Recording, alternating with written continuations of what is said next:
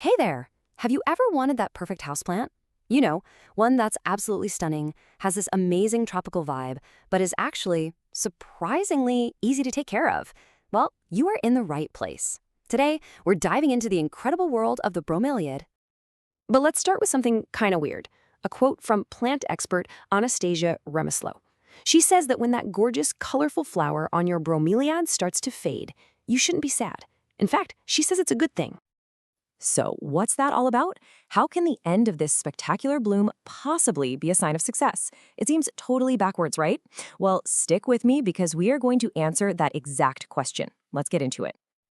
Okay, first things first, let's get properly introduced to this tropical superstar.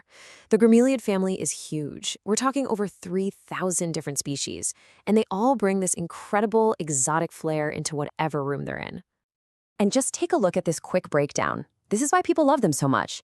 The difficulty is rated as easy. They just need some bright, indirect light, totally manageable in most homes.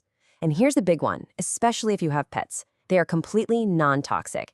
It's really the perfect combo of beauty and total peace of mind.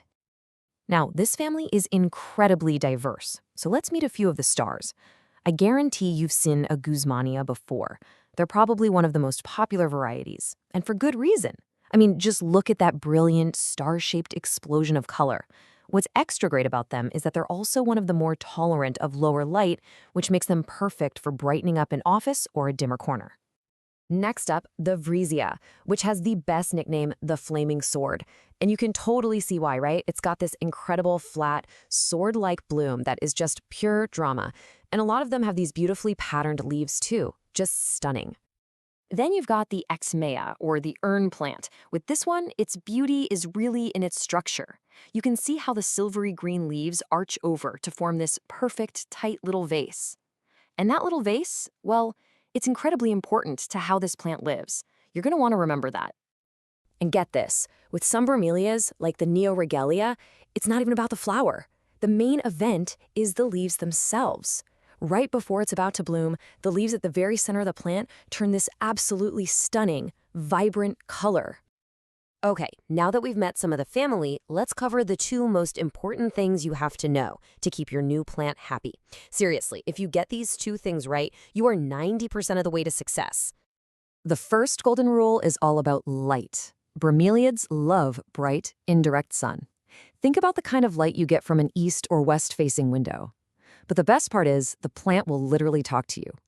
If you see yellowing leaves or, yikes, those brown scorched spots on the left, it's getting way too much direct sun. On the flip side, if the leaves look really dark green and maybe a little floppy, like on the right, it's basically asking for a bit more light. And the second golden rule is all about watering. And this is where bromeliads get really, really cool. It all starts with understanding this unique feature, the central cup. In the wild, many bromeliads form this natural little tank with their leaves to collect rainwater, and our job is to mimic that indoors. So here's the key. You're actually watering the plant in two different spots. First, you want to keep that central cup about a quarter full of water, and it's a good idea to flush it out with fresh water every couple of weeks, just so it doesn't get stagnant. Then you have the soil, and this is really important. Only water the soil when it's starting to feel dry. The number one mistake people make is overwatering the soil, which leads straight to root rot. We don't want that. All right, you've got the two biggies, light and water down. Now let's quickly build out the rest of the perfect home for your bromeliad so it can really settle in and thrive for the long haul. This whole checklist makes it super simple. For soil, you want something really airy and well-draining, like an orchid mix. They're happy in normal household temperatures, just keep them away from drafts. They love humidity, so misting them a few times a week is a fantastic idea.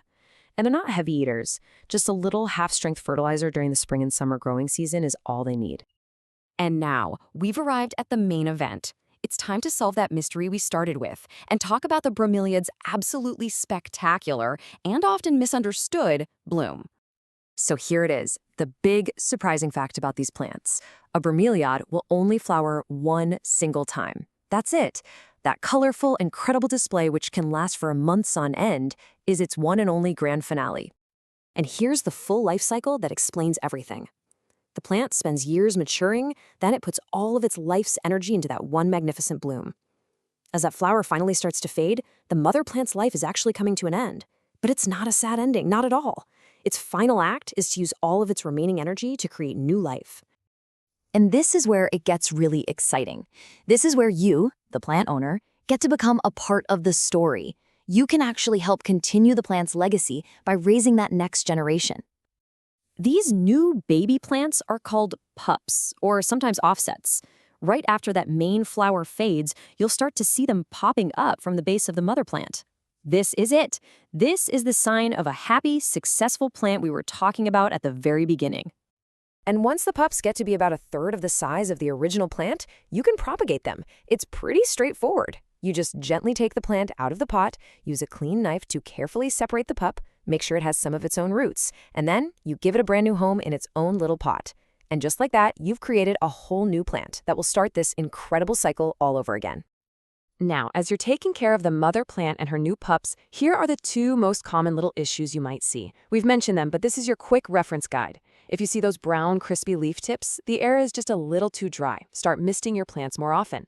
And if the base ever feels mushy, well, that's the dreaded root rot.